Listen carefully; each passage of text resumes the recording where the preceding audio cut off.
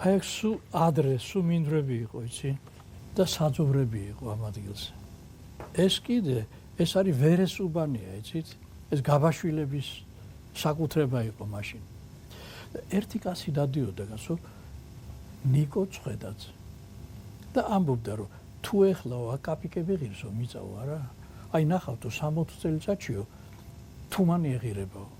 და ჩვენ აქ უნდა ავაშინოთ თეთრი კათკათა სახლიო. ნუ ყველა ეძახდა რომ ცოტა დარეხვილი არისო, შერეკილი არისო. მაგრამ იმ ნათხოვარი ფულით 1900 წლის 14 ოქტომბერს მოახერხა და აკურთხა ეს მიწა მომავალი გიმნაზიისთვის. აი მაშინ უკვე თითქოს დამშვიდა, დადინჯდა და ამბობდა რომ ეს ჩვენ გამოგვადგებაო. აქო ჩვენი ქართული უნივერსიტეტი იქნება. აი იმათ, ვინც ხელი შეუწყეს მშენებლებს და ვინც შესაწირი გაიღეს, ჯილდოთ აი ამ ხეების დარგვის უფლება მისცეს. Viva Academia, viva professore. ეს არის პირველი წიგნი, რომელიც შეწირეს უნივერსიტეტის ბიბლიოთეკას.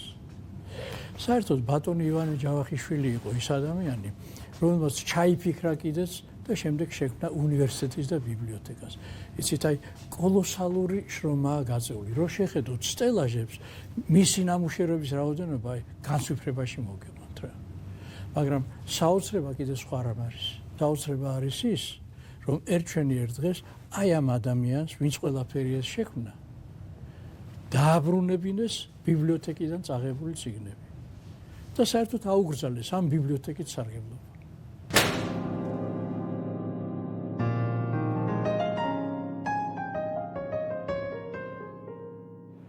1850 წლის 14 იანვარს აი სწორედ ამ დარბაზში, პირველი გიმნაზიის დარბაზში დაიდგა გიორგი ერისავის გაყრა. აი ამ გვირებისთვის ძალიან რთული იყო გაეგოთ რას ნიშნავს და ვინ არიან თერგდალეულები. ისინი თერგდალეულებს ადამიანებს, რომლებმაც პეტერბურგში და ევროპაში მიიღეს განათლება, აი თლად დალაგებულს ვერ უწოდებდნენ. მაგრამ გავიდა სულ 2 ათეული წელი და ამ ადამიანებმა შეცვალეს სრულიად წარმოდგენა თერგდალეულებს. მათი დევიზი გახდა მამული ენა სარწმუნოება, ქართული კულტურა და განათლება. და თქვენ წარმოიდგინეთ 1876 წელს ადამიანმა, რომელსაც როგორც ამბობდნენ, ცივი ნიავისაც კი ეშინოდა და გამკრავი ქარის იაკობ გოგებაშვილმა. აი ეს წიგნი გამოსცა. დედაენა. დედაენა დაიბადა 1876 წელს. და იმავე 1876 წლის 23 აპრილს ივანე ჯავახიშვილი დაიბადა. იცით ეს დღეს ბუნებრივია, ივანე ჯავახიშვილი ასე წერია მემორიალურ დაფაზე. მაგრამ მაშინ რუსული გიმნაზია იყო და ჯავახიშვილს მოიხსენიებდნენ როგორც ჯავახოვს. ყველა დოკუმენტში ასეა. მაგრამ ჯავახოვი ისეთი ქართულით მეტყველებს, რომ როგორც მისი მეგობრები იგონებენ, აი მასთან საუბრისას ერიდებოდათ კიდეც თავისი ქართულის მის მეგობრებს. მეტიც ის რაც რუსულადაა ვთქვათ მათემატიკის სახელმძღვანელოში, ის ცდილობს ქართულად თარგმნოს. საერთოდ მისი ნაშრომები იმდენად საინტერესოა, რომ პედაგოგები როგორც სანიმუშოს ისე უკითხავენ დანარჩენ ბავშვებს. და უცებ ყველაფერი თავდება. ივანეს ეკარგება ინტერესი სასწავლო პროგრამის მიმართ.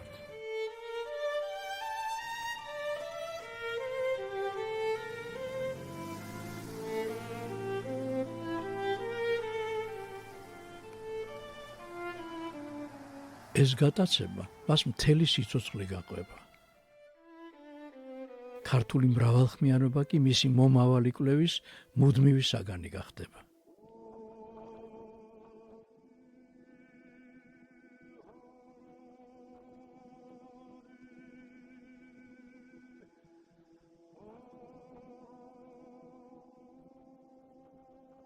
ზაფხულს გიმნაზისტი ივანე ჯავახიშვილი მშობლიურ სოფელ ხოვლეში ატარებს დღისით მამასთან ერთად რკონის მონასტრის აზონვაზე მუშაობს. ის კარგად ხადავს. საღამოს მოახდება ცხენს და მეზობელ სოფელში მეგობარ ამხანა გიმნაზისტებთან მიაჭენებს. იქ უწყვეტი საუბრებია ისტორიაზე, საქართველოზე. მერე მთვარის შუქზე მოახდება ცხენს და უკან მოაჭენებს. თითქოს ყველაფერი ნათელია. გიმნაზისტმა ივანე ჯავახიშვილმა არჩევანი გააკეთა.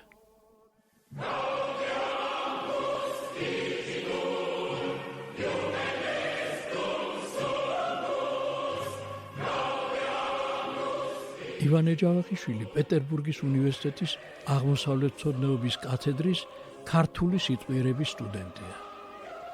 პროფესორი ნიკო მარია მისი ხელმძღვანელი.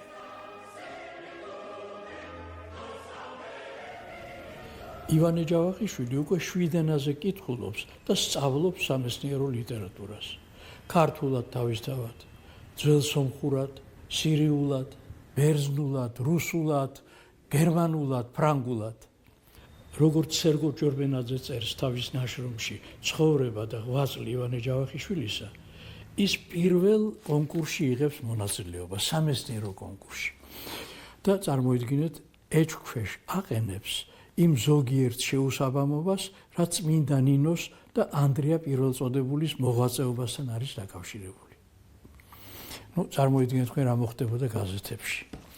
გაზეთებში წერენ, რომ ვიღაც დებიუტანტი მეცნიერი ის რაც ჭეშმარიტება ეჭქვეშ აყენებს. დედა ძალიან წუხს.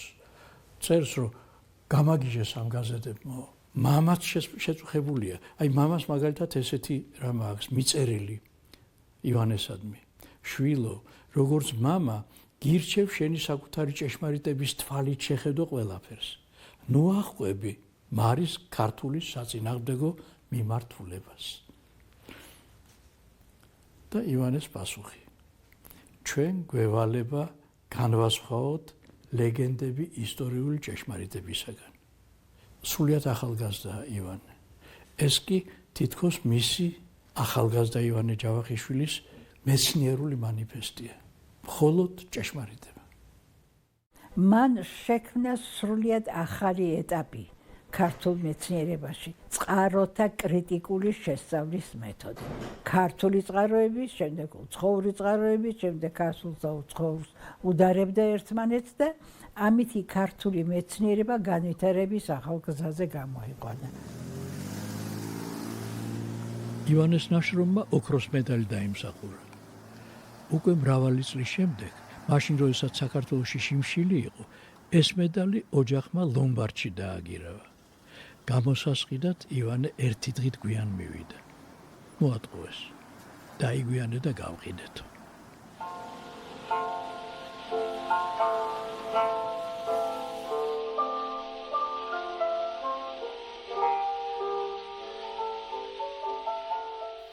ერთ მშვენიერ დღეს სოლოლაკში ივანემ საშა ქარლამეში შეიარა.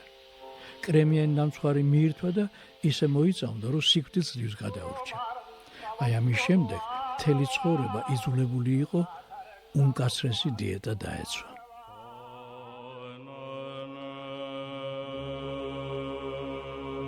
სინას მთა, წმინდა ეკატერინეს მონასტერი.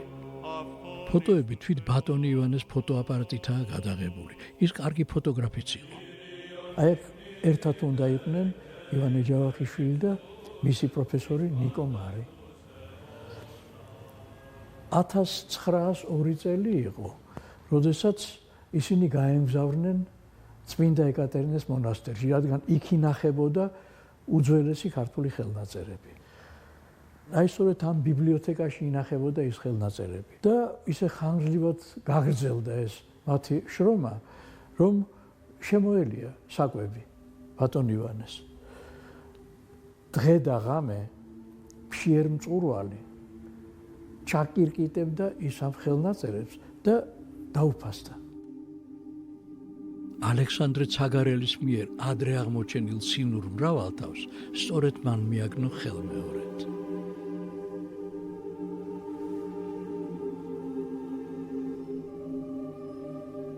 ბატონი ივანე შეუპოვარი ადამიანი იყო, მაგრამ ამავე დროს ის უაღრესად თავდაბალი იყო. იცით, მან ეს ხელნაწერი გადასცა შესასწავლად ნიკო მარს და თქვა, რომ მას გაცილებით უფრო მეტი უფლება აქვს ამ ჩვენი განძის შესწავლის, ვიდრე მეო. ქართველი ერის ისტორია 1913 წელი.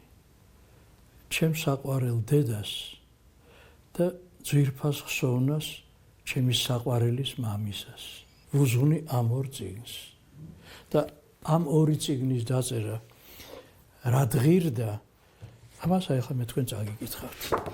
თვით ბატონი ივანეს წერილია ვარლამ დონდუასადმი. მე ისეთ პირობებში მარგუნა ბედმა მოღვაწეობა, როდესაც საქართველოს ისტორიის არც ერთი სამეცნიერო დარგი არ არსებობდა. 37 წელს იწყება მცხეთის არქეოლოგიური ექსპედიცია.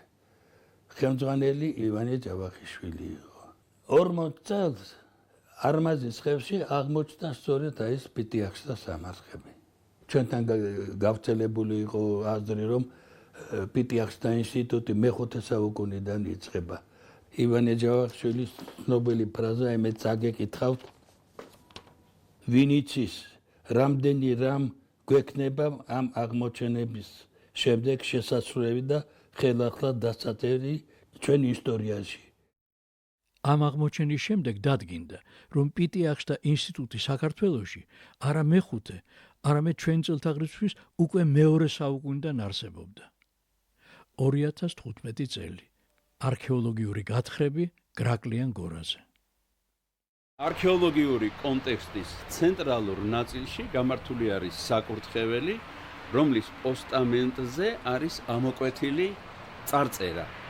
ეს არის ერთი სტრიქონიანი წარწერა, რომელიც ჩემი წინასწარული მოსაზრებით უნდა იყოს ანბანური დამწერლობის ნიმუში და რაც განსაკუთრებულად მნიშვნელოვანია, იგი სრულიად უეჭველად განეკუთვნება ძველი წელთაღრიცხვის მე-7 საუკუნეს, რითიც საბოლოოდ დადასტურდა ბატონ ივანეს გენიალური მიხვედრა იმასთან დაკავშირებით, რომ საქართველოს ტერიტორიაზე ძველი წელთაღრიცხვის მე-7 საუკუნიდან გამოიყენებოდა დამწერლობა. მან ჩამოაყალიბა მთელი რიგი დისციპლინები, რაც საერთოდ ისტორიაში ცნობილი იყო, მაგრამ ჩვენთან ნაკლებად იყო განვითარებული.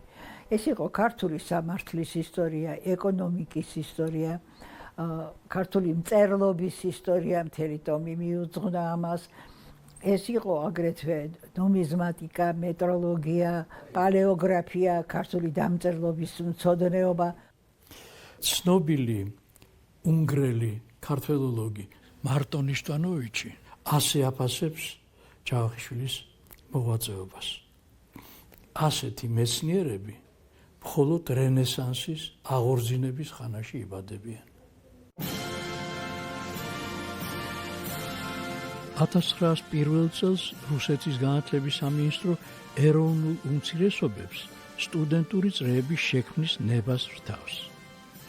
პეტერბურგში თავად ჯავახოვის ბინაზე თავს იყრიან ქართველი სტუდენტები.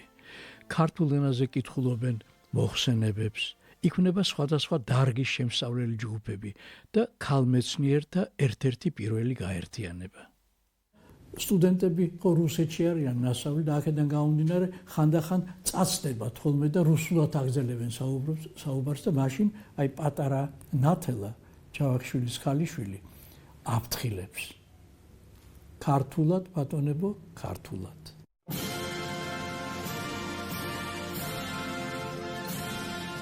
1914 წელს რუსეთის მთავრობამ მიიღო კანონი კერძო უმაღლესი სასწავლებლების შექმნის შესახებ. ესე იგი ივანეს ოცნებას აღსრულება უწევია. ესე იგი გვექნება ქართული უნივერსიტეტი. ივანე ჯავახიშვილი როგორც ჩანს გრძნობს, რომ მარტო მისი ძალისხმევა არ არის საკმარისი. ქმნის აი ასეთ ანკეტებს. ის ცდილობს გაარკვიოს, რამდენი ქართველი სტუდენტი სწავლობს და აგზავნის ყველა სასწავლებელში მოსწავლე ქართველებთან.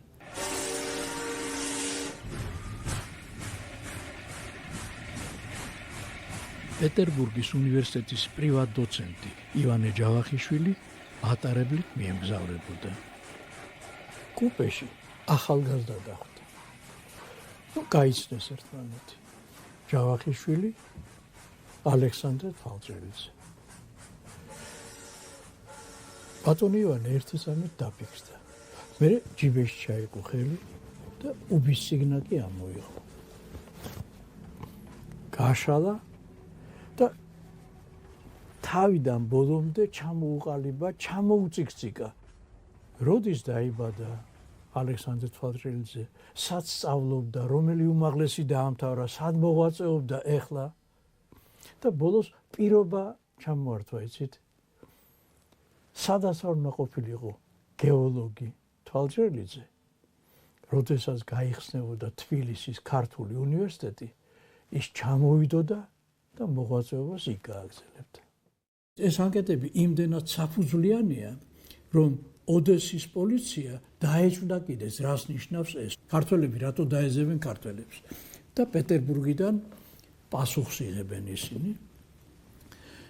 ნუღელავთ ანკეტები ჯავახოვის მომზადებულია და ჯავახოვი თავადია.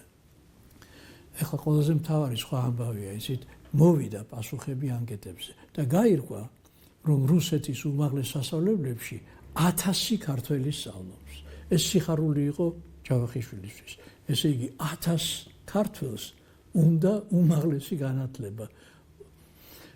ეს ნიშნავს, რომ 1000 ქართველი ცოტა ხნის შემდეგ შეძლებს ალბათ 1000-ობით ქართველის სწავლას უკვე ქართულ უნივერსიტეტში.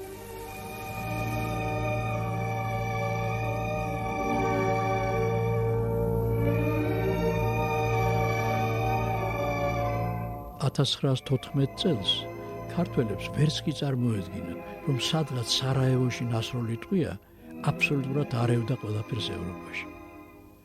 დაიწყო პირველი მსოფლიო ომი. სხვა შორის, ომი ყველგან ერთი და იგივე არევდარევის მონტანია. საქართველოში, როდესაც სამოქალაქო ომი იყო 90-იან წლებში, აბსოლუტურად იგივე ამბები მოხდა.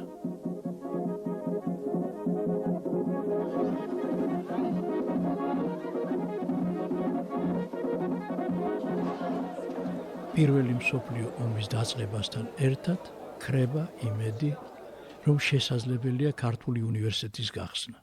ივანე ჯავახიშვილი აგზავნის თავის ოჯახს თბილისში და თვითონ პეტერბურგის უნივერსიტეტში რჩება. ბატონი ლალი ჯავახიშვილი, ივანე ჯავახიშვილის ვაჟი, იხსენებს, რომ ივანეს ცხოვრებაში თითქოს რამოდენიმეჯერ ჯადოსნური კვერთხი დაიქნიესო. 1917 წლის 2 მარტს ნიკოლოზ მეორეს მანიფესტი გამოქვეყნდა. იმპერატორმა სრულიად რუსეთისა, მეფემ პოლონეთისა, დიდმა მთავარმა ფინეთისა და სხვათა სასიკეთოდ ვცანით. რუსეთის სამეფო ტახტზე უარი განგვეცხადებინა. და ამის შემდეგ იწყება მოვლენების კალეიდოსკოპიური განვითარება. აი სწორედ ამ შენობაში ივანე ჯავახიშვილის ბინაზე იკრიბება პეტერბურგის ქართული საზოგადოება. 3 საკითხი აწუხებს ყველას: ავტონომია, ავტოკეფალია და ქართული უნივერსიტეტი. ნიკო ნიკოლაძე ფიქრობს, რომ პოლიტექნიკური სწავლებაა საჭირო. ნიკო მარი თვლის, რომ ქართულზე სწავლება საერთოდ შეუძლებელი არის. არც სახელმძღვანელოები არის და არც პედაგოგები, ვისაც შეუძლია ეს საქმე აკეთოს. ეს კიტა აბაშიძეა. 11 მარტს ივანე ჯავახიშვილი უკვე წერს კიტა აბაშიძეს, რომ საუკუნეზე მეტია ასეთი ჟამი და ასეთი დრო საქართველოს არ დადგომია. კინოთეატრი ელიტი. აქ შეიკრიბა მთელი პეტერბურგის საზოგადოება. და ივანე ჯავახიშვილი აკეთებს არაჩვეულებრივად საფუძვლიან მოხსენებას, რომელიც შემდეგი სიტყვებით თავდება: დროა ჩავაწყოთ ჩემოვნები და გავწიოთ სამშობლოსაკენ. და მართლა ორ თვეში ის უკვე საქართველოშია. აკაკი შანიძე ახტაცებულია ივანეს გამოსვლით, იფიცებს, რომ სულ მესამე კლასის ვაგონით რომ მოუწიოს საქართველოში მგზავრობა, ფეხზე დგომით მზად არის წავიდეს. და მართლა ჩადის. თბილისში ხალხი მზად არის იმისთვის, რომ შეიქმნას უნივერსიტეტი და 1917 წლის 12 მაისს ჩატარდა უნივერსიტეტის დამფუძნებელი საზოგადოების წევრების შეკრება. უკვე 17 მაისს ჯავახიშვილი ქუთაისშია. იქაც მხარდამჭერთა ჯგუფი გაჩნდა, თუმცა ქვეყანაში ფული არ არის. მაშინ აცხადებენ ლატარეას, მაგრამ სანამ ეს ლატარეა თამაშდება, ფული ისე უფასურდება, რომ შემოსავალი თითქმის არ არის. და მიუხედავად ამისა, შემოწირულობები მოდის და მოდის და ახალი კვერთხის დაქნება. რუსეთში ოქტომბრის რევოლუცია. ის კადრები, რასაც ჩვენ ახლა ვხედავთ, მხატვრული ფილმიდან არის. ეს ეიზენშტეინის მიერ გადაღებული კადრებია, მაგრამ ყველა თვლის, რომ ეს დოკუმენტური კადრებია. მაინც ყველაზე მთავარი ის არის, რომ ოქტომბრის რევოლუციასთან ერთად საქართველო შორდება რუსეთს. 1917 წლის 6 დეკემბერი იყო, როდესაც უკანასკნელად შეიკრიბა უნივერსიტეტის დამხმარე საზოგადოება. ივანე ჯავახიშვილმა წაიკითხა არაჩვეულებრივად მომზადებული მოხსენება. ყველაფერი დაზრილებით იყო და ყველაფერი თავრდებოდა იმით, რომ 1918 წლის 26 იანვარს გაიხსნებოდა უნივერსიტეტი. თანაც ეს ემთხვეოდა დავით აღმაშენებლის ხსენების დღეს. ყველა კმაყოფილი იყო და საპასუხო სიტყვით გამოვიდა კოტე აფხაზი. მან უღრმესი მადლობა გადაუხადა გაწეული შრომისთვის და დიდი სინანულით თქვა, რომ სახელმწიფოში ფული არ არის და ამიტომ იანვარში ვერ გაიხსნება უნივერსიტეტი. ნუ გაოგნებული არის ივანე ჯავახიშვილი. კი, მაგრამ რატო დამაიმედეთ? ჩვენ ხო გამოვიძახეთ ის ხალხი, შევატყობინეთ ყველას, აგერ წერილებია მოსული თანხმობის. რა პასუხი უნდა გავცეთ იმათ? კიდევ ერთხელ მოიხადეს ბოდიში და შეპირდნენ, რომ იანვარში ვერა, მაგრამ სექტემბერში გავხსნით უნივერსიტეტს. და სექტემბერში გვექნება ფულიო, კითხა ჯავახიშვილმა. იცით, აი მაგასაც ვერ შეგფირდებით. ბატონი ივანე და მისი სიდედრი მარიამ ჯამბაკურ-ღორბელიანი ერთად ბრუნდებოდნენ სახლში. აი როგორც ქალბატონი მარიამი ყვებოდა შემდეგ, ბატონ ივანეს ხელკავით მიყავდა ის და ხელი უკანკალებდა, იცით? მერე უცებ კანკალი შეწყდა. ბატონი ივანეს გაჩერდა. მოხედა და ძალიან მშვიდად უთხრა. არაფერია, ჩვენ მაინც გავხსნით უნივერსიტეტს. და ისევ გრძელდება დღე-დაღამ შრომა. პროფესორები ღებავენ აუდიტორიებს, დარბიან დურგლებთან, უკეთავენ სკამებს, თვითონ დაათრევენ მერხებს. ერთ საღამოს ივანე ცოცხალკვდარი მოიყვანეს სახლში. თურმე ერთი მერხი გადმოვარდა და ივანე ქვეშ მოიყოლა.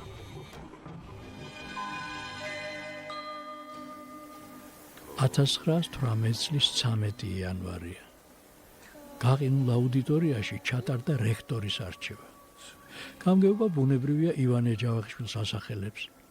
ივანე კატეგორიულ უარს აცხადებს და რექტორად ცნობილ მეცნიერს აკადემიკოს პეტრე მელიქიშვილს ასახელებს. ივანეს არგუმენტები ჭრის. პეტრე მელიქიშვილი უნივერსიტეტის რექტორია. 1918 წლის 26 იანვარს ჩატარდა უნივერსიტეტის გახსნის საზეიმო სხდომა.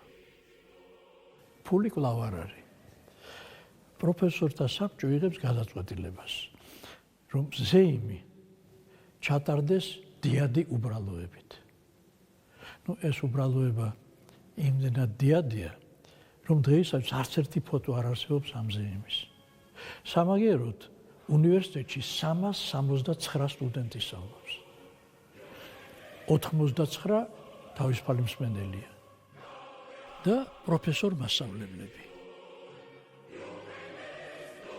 პეტრე მელიქიშვილი 68 წლის, ექვთიმე თაყაიშვილი 55-ის, იოსებ ყიფშიძე 36-ის, აკაკი შანიძე, გიორგი ახვლედიანი, გიორგი ჩუბინაშვილი, დიმიტრი უზნაძე, სიმონ ყაუხჩიშვილი 20-ს გადაცილებულები.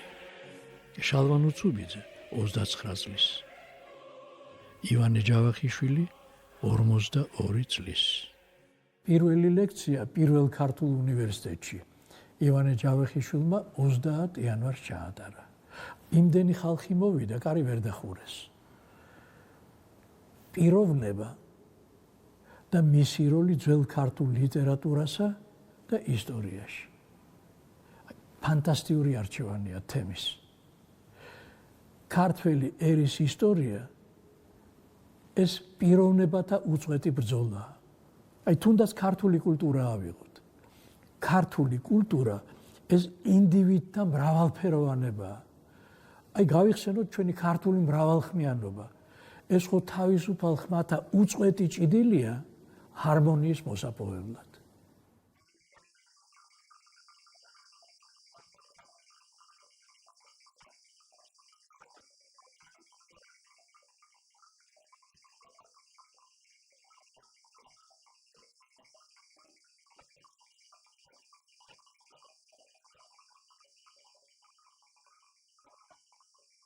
და აი თვით ივანე ჯავახიშვილის ცხოვრება. უწყვეტი ბრძოლა თავისუფალი აზროვნებისათვის.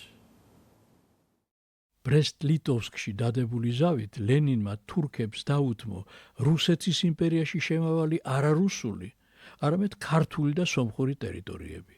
თურქები იკავებენ ბათუმს და ლამის ქუთაისამდე მიდიან. უნივერსიტეტის პროფესორთა საბჭო იღებს გადაწყვეტილებას. უნივერსიტეტის კარი არასოდეს დაიგეთება. საშიშროების შემთხვევაში პროფესორები შენობაში დარჩებიან და ხელს შეუწყობენ მის დაცვას. ეს გადაწყვეტილება კანონია.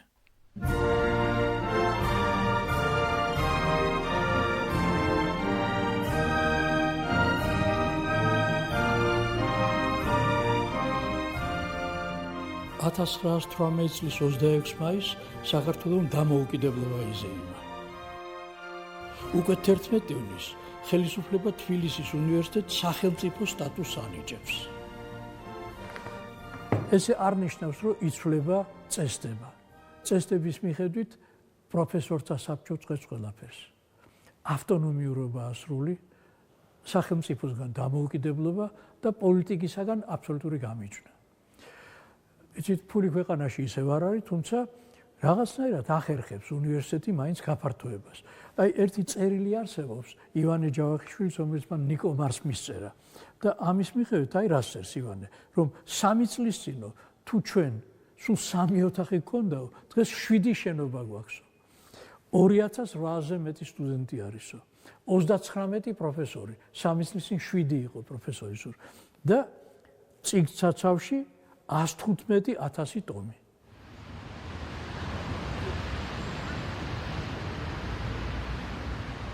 ახლა ძნელია თქმა, სად, რომელ აუდიტორიაში, კიბეზე თუ ეზოში დაულოცა გზა ივანე ჯავახიშვილმა საბრძოლველად მიმავალ სტუდენტებს. ჩვენ ბრძენ ხალხს ასე უთქვამსო. ვაშკაცსა გული რკინისა, აბჯარი თუნდაც ხისაო.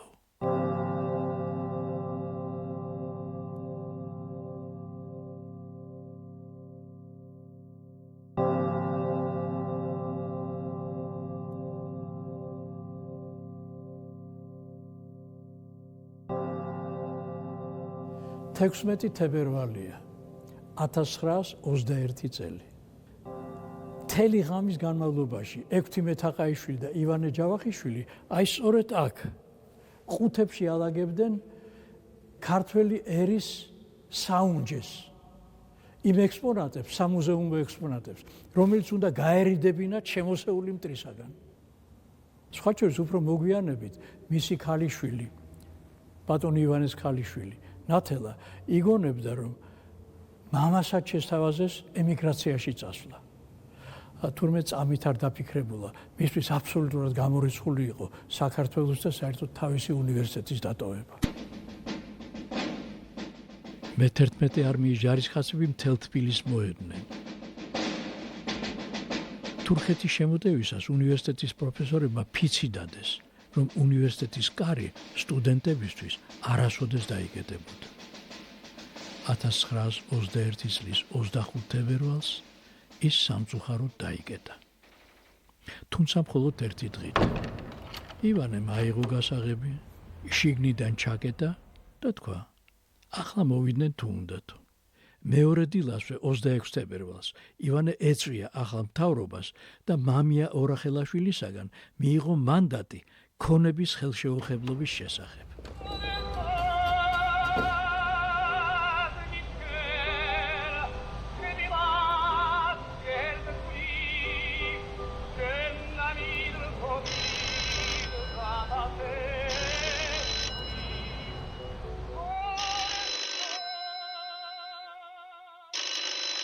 რექტორის კაბინეტში ტელეფონი აზგრიალდა.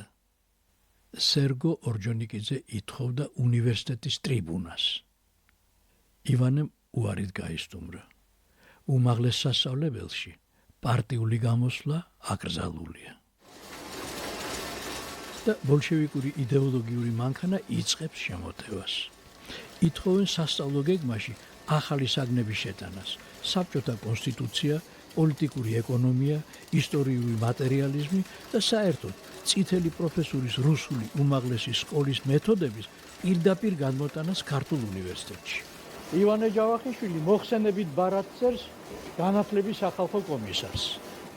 ამ მეთოდების გაუაზრებლად ჩართვა სასწავლო პროცესში განსაცდელში ჩააგდებს ჩვენს უნივერსიტეტს და ჩვენს მეცნიერებას.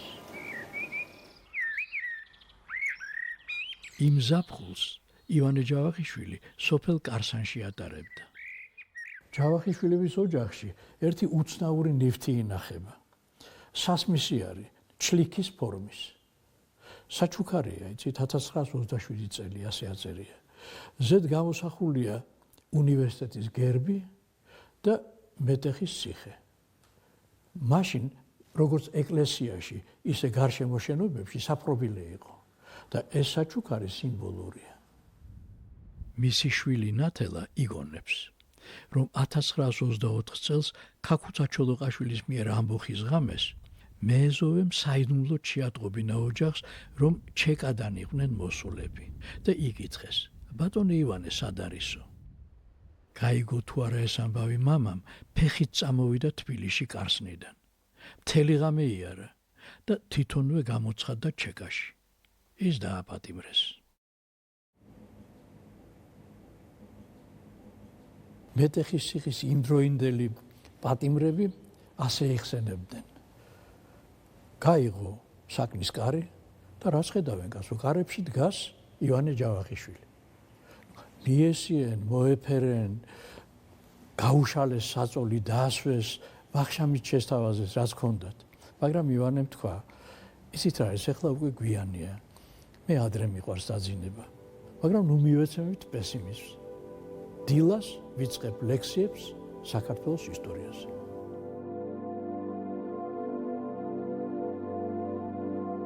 გამთენიისას ისევ გაჭრიალდა საპრობილეს კარი და ვიღაცამ დაიძახა: ჯავახიშვილი, სვეშჩამი. თუმცა ეს დაპატიმრება, როგორც ჩანს, მაინც რაღაცას ნიშნავდა.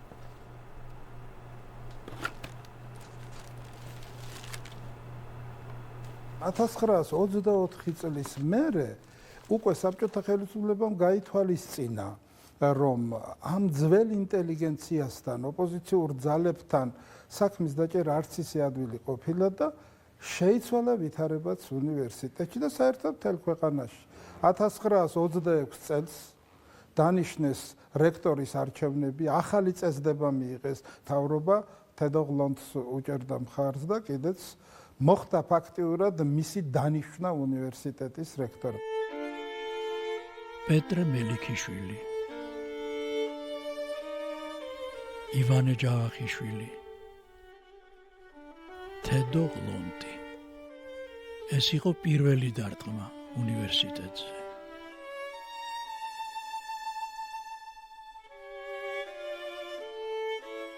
მიღებული იქნა გადაწყვეტილება, რომ უნივერსიტეტის ძველი პროფესურა ჩაენაცვლებინათ ეგრეთ წოდებული წითელი პროფესურით. 4 კლასის განათლების მქონე ადამიანს, ბოლშევიკური პარტიის წევრს უშვებდნენ მოსკოვში წითელი პროფესურის უნივერსიტეტში მინიმუმ 6 თვეში, მაქსიმუმ 2 წელიწადში ის უკვე ღებულობდა პროფესორის ატესტატს და ბრუნდებოდა თბილისში. დადგათ რომ 175 წლის გახდა მოხუცებული უნივერსიტეტი მოსკოვის. ამიტომ უნდა დავასაფლავოთო. იწყება უნივერსიტეტების დაშლა და თბილისის სახელმწიფო უნივერსიტეტი იშლება 4 პედაგოგიურ ინსტიტუტად. ეს გახლავთ ეგრეთ წოდებული ძველი ინტელიგენციის მოსპობაზე იყო საკითხი. აქ მარტო უნივერსიტეტზე არ იყო, აქ იყო სკოლებში, სამეცნიერო დაწესებულებაში და ასე შემდეგ. თვითონ ჯავახიშვილი, რომელიც გაუშვეს უნივერსიტეტიდან, ეს გახლავთ 1931 წლის 28 მაისი. ბრძანება სადაც წერია მისი მემარჯვენეობის გამო, ეს მემარჯვენე პროფესორი რას ნიშნავდა, თვითონაც წარმოდგენა არ ქონდა.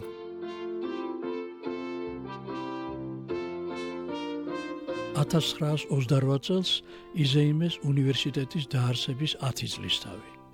მაგრამ მისი დამაარსებელი არც გახსენებიათ და არც მოუწვევიათ. ამ წიგნში თავმოყრილია ქრონიკალური მასალა, რომელსაც შემდგომ პროფესორმა ლევან სანიკიძემ უწოდა შავი სტენოგრამები. აი ერთ-ერთი შავი სტენოგრამა ლავრენტი ბერიას ეკუთვნის. უпроსწორედ ეს წერილი დასმენა უფროსების მიმართ რუსულად მიწერილი. ივანე ჯავახიშვილი სტუდენტებისთვის კერპია.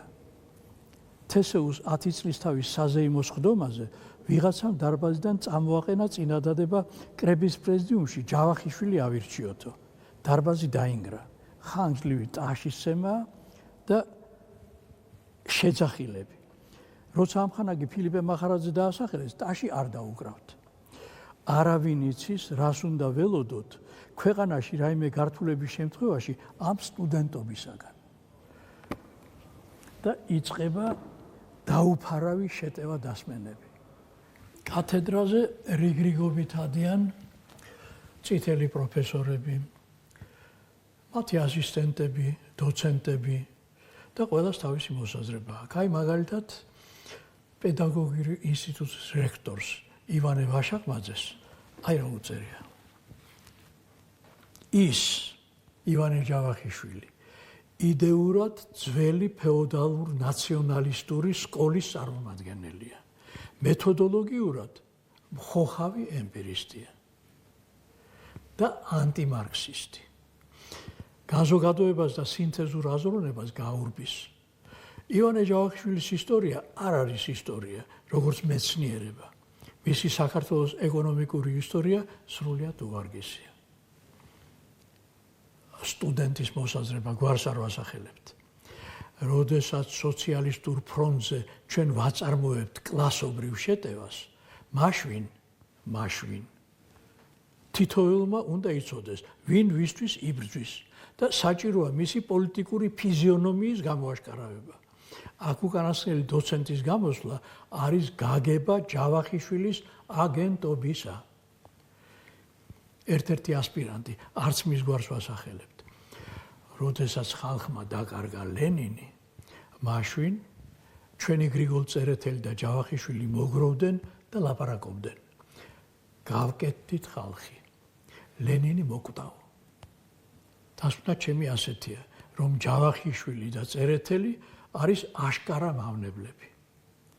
სხვა შორის ადამიანი, ვინც ეს სიტყვები იკადრა, 40 წლის შემდეგ ერთ-ერთი ყველაზე დიდი საკმუსანთა მაფიის მოთავე აღმოჩნდა.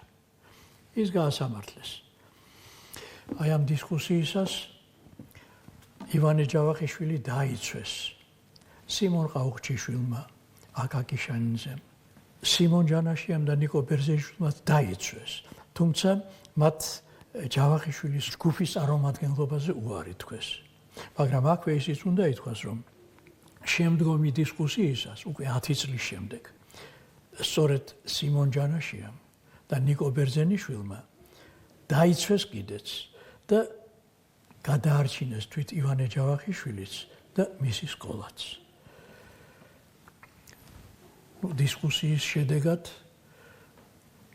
პედაგოგიური უნივერსიტეტიდან გაანთავისუფლეს როგორც ივანე ჯავახიშვილი, ისე მთელი ძველი პროფესურა.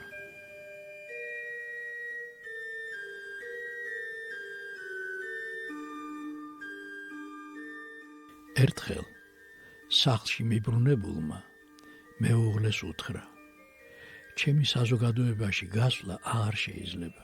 გამირბიან, თითქოს ცხენია ჩემია. გვიან საღამოს ივანე ჯავახიშვილის ახლო მეგობარი ზაქარია ფალიაშვილი იქვე ტაძარში მიუძებოდა ორღანს და იქნებ ივანე ჯავახიშვილის დასამშვიდებლად ისმოდა ბახისა და ჰენდელის დიდებული ჰანგები. თვით სახლს კი მისი კოლეგები და სტუდენტები დარაჯობდნენ. ქალაქში ხმა დაირხა, ივანეს წიგნის ფურცლები დაუშხამესო. მოკლას უპირებდნენ როგორც ჩანს. ვერ გათვალეს. უმაღლესი კულტურის ადამიანები გადაფურცლისას თითებს ნერწყვით არ ისველებენ. და მიუხედავად შეურაცხყოფებისა და დასმენებისა, ივანე მაინც სულ მუშაობს. ეს წლები მეცნიერული კვლევის თვალსაზრისით ერთ-ერთი ყველაზე ნაყოფიერია. დიდ ოთახში ივანეს შირიმით გადაუტიხრეს კუთხე და იმას ივანეს კაბინეტი ერქვა.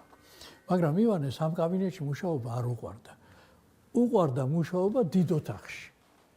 დიდ მაგიდასთან ერთ ბოლოში თვითონ იჯდა, მეორე ბოლოში მისი ძმა, ბიოლოგიის პროფესორი, უნივერსიტეტის პროფესორი ისიც.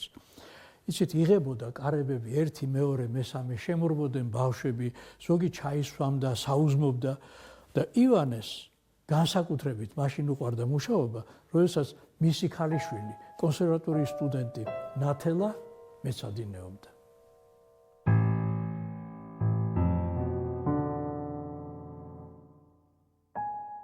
მართალია წითელმა პროფესურამ ჩაიგდო ხელში განათლების სისტემის მართვა, მაგრამ ამ მართვამ სულ რამოდენიმე წელს იბოგინა.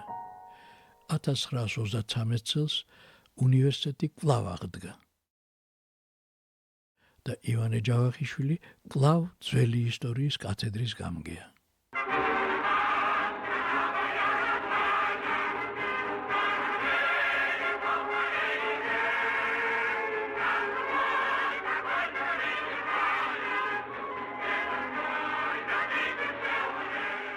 თუ საბჭოთა კინოს, რადიოს და პრესას დაუჯერებთ, ეს წლები საბჭოთა ხალხის თავდადებული შრომის და ბედნიერების წლებია.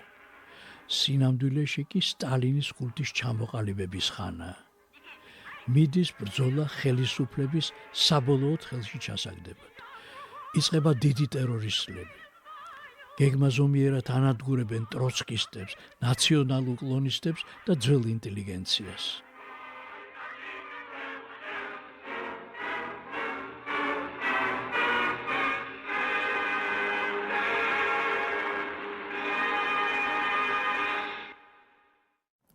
1936 წელს ივანე ჯავახიშვილს 60 წელი უსრულდებოდა. აი 10 წლით ადრე, 1926 წელს, მას საჩუქარი გაუკეთეს. რექტორობიდან გაათავისუფლეს. და 10 წლის შემდეგ ახალი რექტორი ახალ საჩუქარს უმზადებს. მზადდება დისკუსია თემაზე საისტორიო ფრონტზე მდგომარეობა. მაგრამ დისკუსიამდე კარლო ორაგველიძე ახალმა რექტორმა ლექციაზე შეუგზავნა მთვრალი სტუდენტები. ჯავახიშვილი იძულებული იყო გამოსულიყო. რომელ აუდიტორიაში, რომელ დარბაზში ჩატარდა ეს დისკუსია, ეხლა ძნელი სათქმელია, მაგრამ იყო დიდი დარბაზი. 20 გამომსვლელია. მოხსენებას აკეთებს კარლო ორაგველიძე, რექტორი. მის მოხსენებაში 10 თავია. ამ 10 თავიდან 8 ჯავახიშვილის და მისი სკოლის განადგურებას ეძღვნება.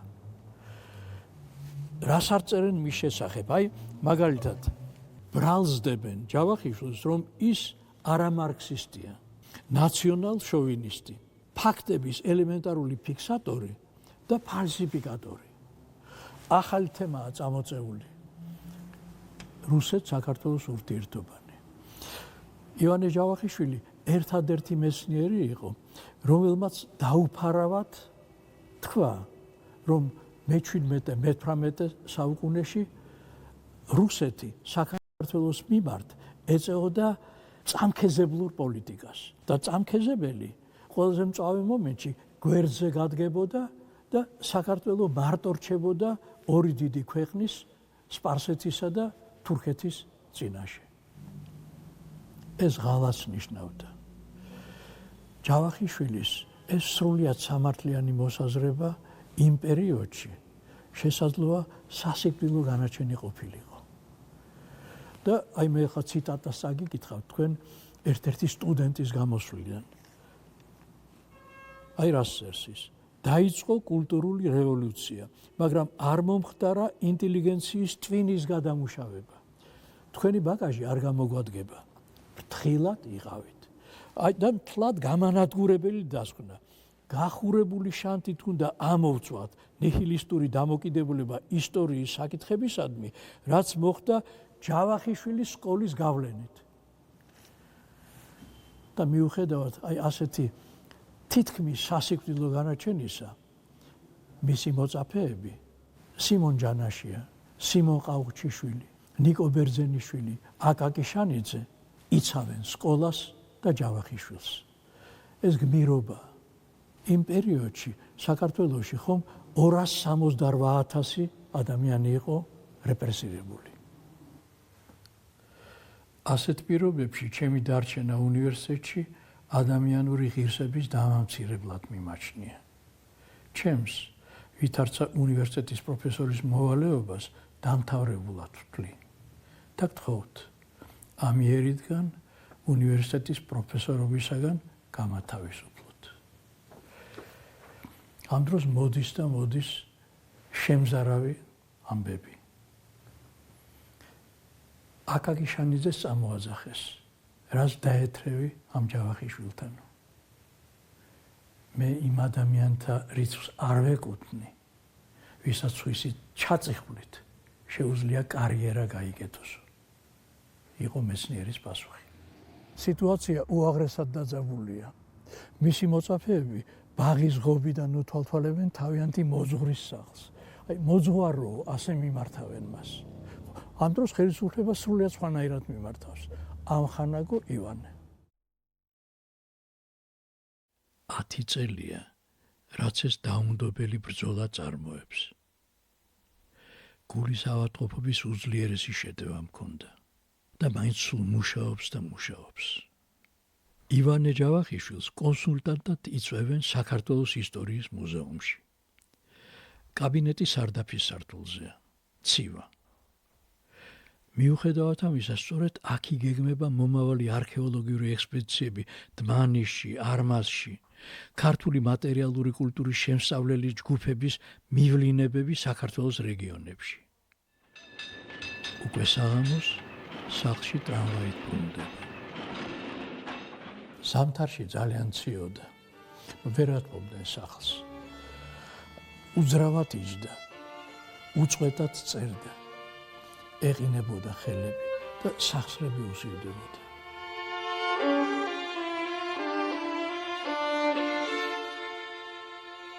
ივანე ჯავახიშვილის მეუღლე ანასტასია ჯამბაკურ-ორბელიანი მას ყველა სტაჟიას ეძახდა.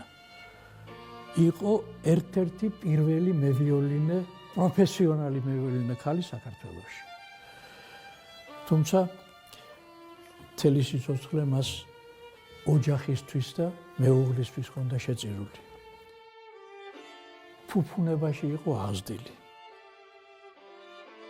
ისეთ პირობებში მოუხდა მას ცხოვრება, რომ ჯანმრთელობა გატეხილი მეუღლისთვის არაფერს არ თაკილობდა.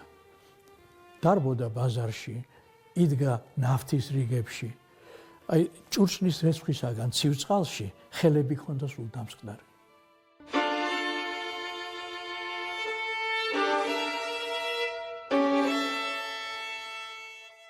ივანე მუდმივი დიეტისგან ისე იყო დასუსტებული, რომ ექიმა კატეგორიულად მოითხოვა ნოყიერი საკვები, ტვინის კატლეტები, ქორფა მწვანილი და ღვინო, წითელი ღვინო. სტაზიამ ყუთში მიწა ჩაყარა, დათესა მწვანილი და ფანჯარაზე გადგა. აი როგორც კი ამოიწერებოდა, ქორფა მწვანილს მაგრატლიჭრედა და როგორც პატარა ბავშვს ისე აჯმევდა ივანეს. ღვინოსაც ისე ასმევდა კოვზით. ხორცს კერძო დუქანში ყიდულობდა. ყასაბის უბუზღუნებდა, ვა, სულ ტვინი, ვინ აყავთ სახში ესეთი უტვინო?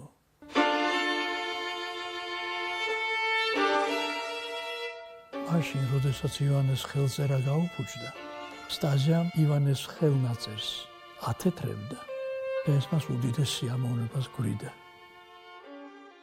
აქ იყო მერხები, ეხლა მაგიდებია.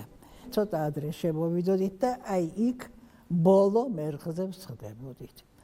ბატონ ივანეს გამოცხადებული ჰქონდა, რომ ლექციის დამთავრებამდე რამდენიმე წუთით ადრე ის დროს იტოვებდა იმისთვის, რომ მისთვის მიეცათ სტუდენტებს შეკითხვები, მაგრამ ამავე დროს გაფრთხილებული ყავდა ეს სტუდენტები, რომ მე ცოტა სმენა დაკლებული მაქვსო და შეკითხვები წერილობით გამომიგზავნეთო. ნუ გარკვეული დრო ყველაფერი ნორმალურად მიმდინარეობდა, მაგრამ მერთხელაც მოხდა ძალიან მძიმე ფაქტი. აი ეხლაც ვხედავ იმ ქაღალდს, აი ესეთი გრძელი ქაღალდი იყო და შეკითხვა ასე, უკვე იმდენჯერ გავიმეორეთ ის, რომ ეხა ზეპირად მახსოვს.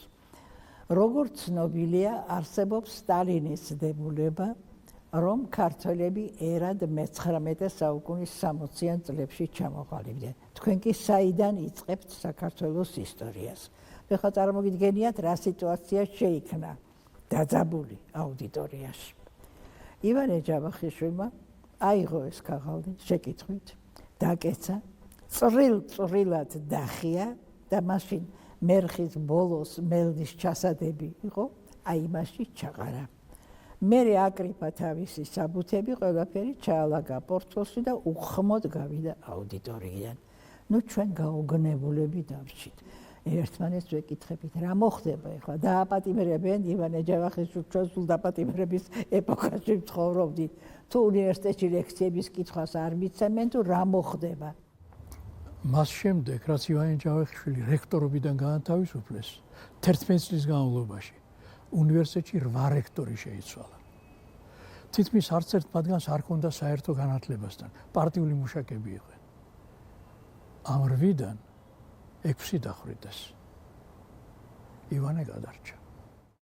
და უცებ თითქოს ვიღაცამ ჯადოსნური კვერთხი დაიქნიო. მოწვივდნენ და ივანეს ბინაში ტელეფონი აზღრიალდა. მერე გადახედეს იქაურობას და სასწრაფოდ, სახელდახელოდ გააკეთეს რემონტი. ამის შემდეგ მოვარდა კინოსტუდია. ივანეს მოკიდეს ხელი, დასვეს სავარძელში, საწერი მაგიდის წინ. ყვავილებიც მოიტანეს. განათდა იქაურობა.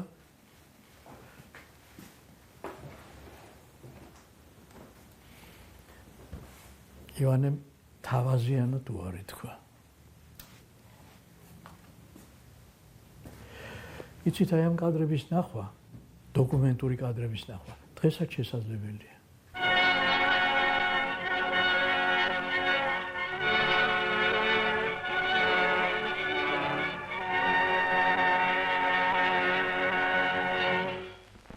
დაიწყო ივანე ჯავახიშვილის რეაბილიტაცია.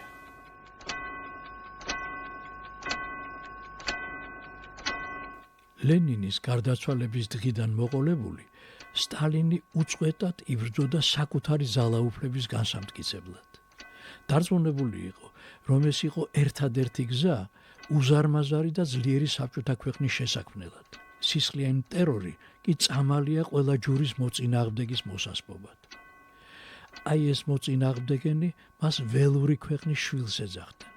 ტროცკი, რომელსაც ხელები სისხლში ჰქონდა ამოსული და კიდევ უფრო ნაკლები უფლება ჰქონდა სტალინისთვის ჯალათი ეწოდებინა, წერდა: აბა რას უნდა ველოდოთ გარდა ტერორისა და სისხლისა ამ ველური ქვეყნის შვილისაგან.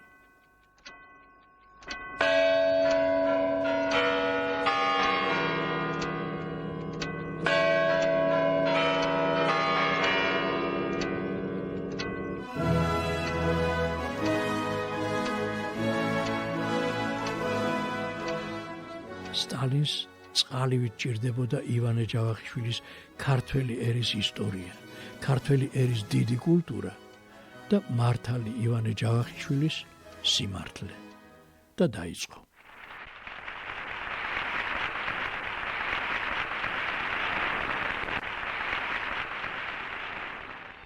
რუსთაველის 750 წლისთავი იზეიმა მთელმა საბჭოთა კავშირმა.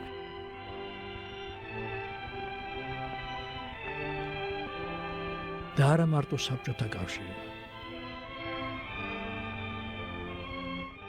თბილისში რუსთაველისა და ვეფხისტყაოსნისთვის მიძღვნილი გამოფენის მოწყობა ივანე ჯავახიშვილს მიანდეს.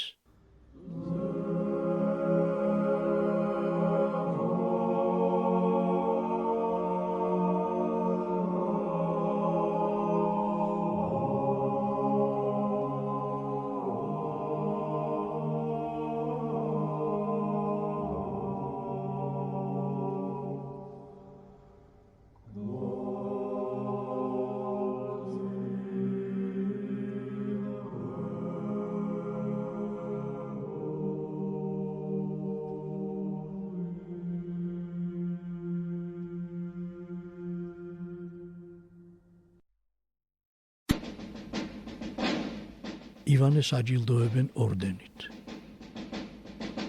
ირჩევენ მეცნიერებათა აკადემიის ნამდვილ წევრად. ირჩევენ უმაღლესი საბჭოს დეპუტატად და პრეზიდიუმის წევრად. ოჯახს კი მსუბუქ ავტომობილს მიამაგრებენ.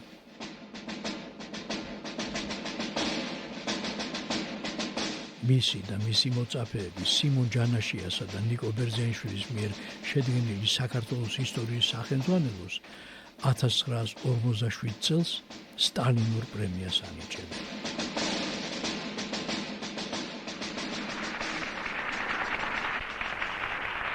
ის განსაკუთრებული პატივისცემა, სიყვარულის გამოხატულება, რომელიც თქვენ ინებეთ, მე მიმაჩნია გადაჯარდებულად ჩემდანვე.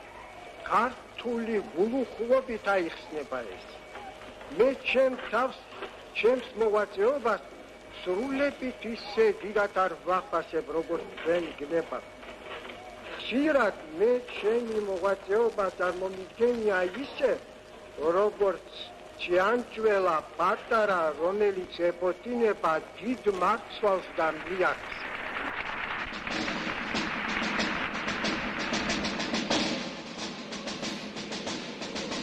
ისტორიული სამართლიანობა მოითხოვს, რომ თბილისის უნივერსიტეტს მისი დამაარსებლის დიდი ივანე ჯავახიშვილის სახელი ეწოდოს.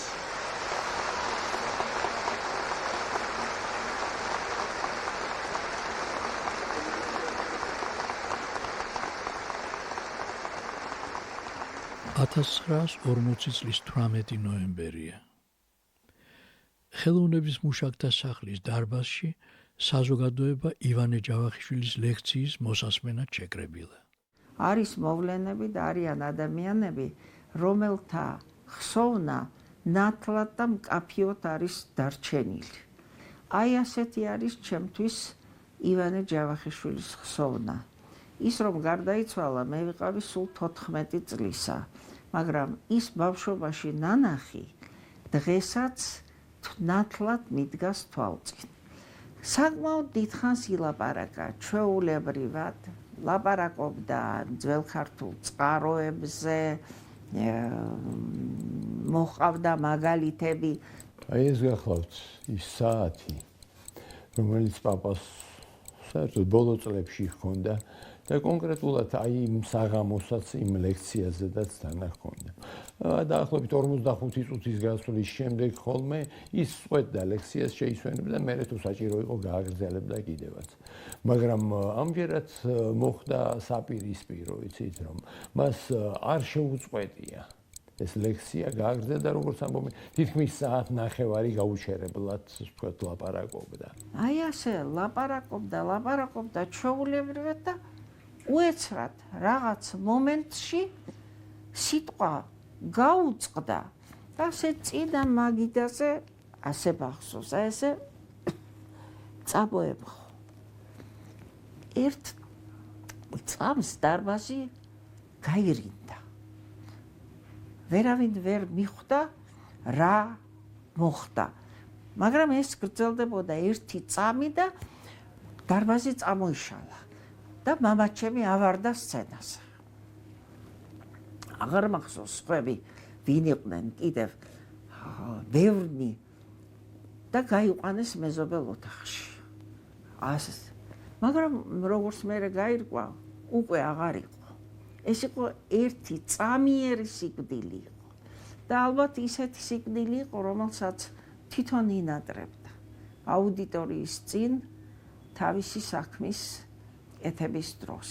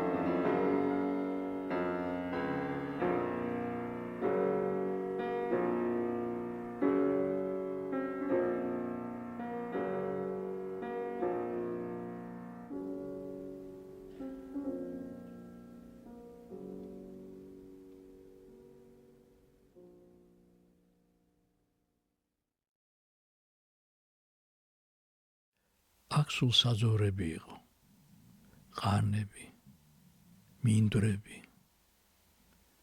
ეს ადრე. აქაც სულ საძოვრები იყო.